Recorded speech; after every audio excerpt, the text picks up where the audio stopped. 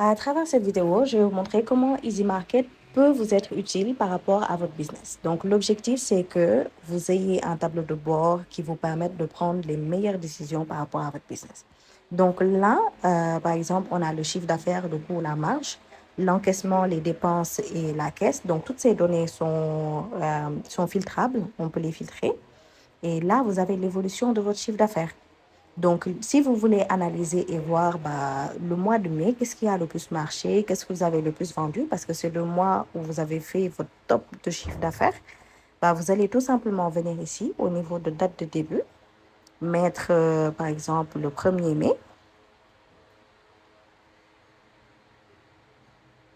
Voilà. Ensuite, on met, alors est-ce que c'est le 30 ou le 31? Le 31 mai. Et voilà.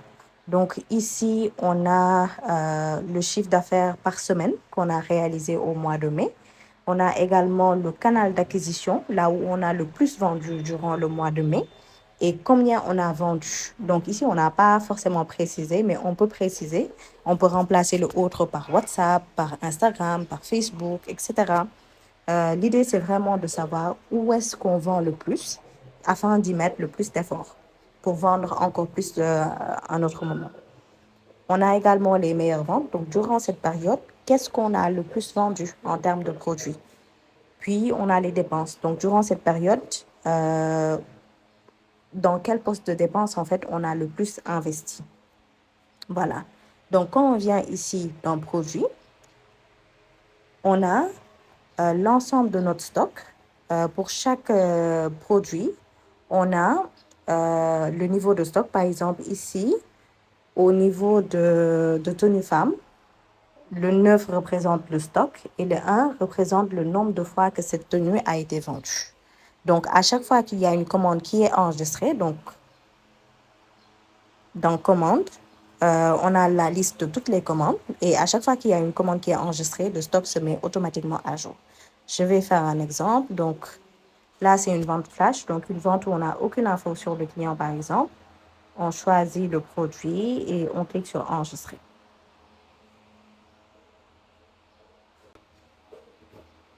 Voilà. Donc, ici, si on vérifie bien, le stock de tenue femme, il est à 8, alors qu'il était à 9 tout à l'heure. Donc, si on vient ici au niveau de modules, on a tous nos modules. Module promo pour créer des promos par période. Module vendeur pour créer des comptes à nos assistants pour qu'ils puissent nous aider à enregistrer nos ventes. Module dépenses pour ajouter les dépenses naturellement. Et le module catégorie pour ajouter toutes les catégories de produits qu'on a.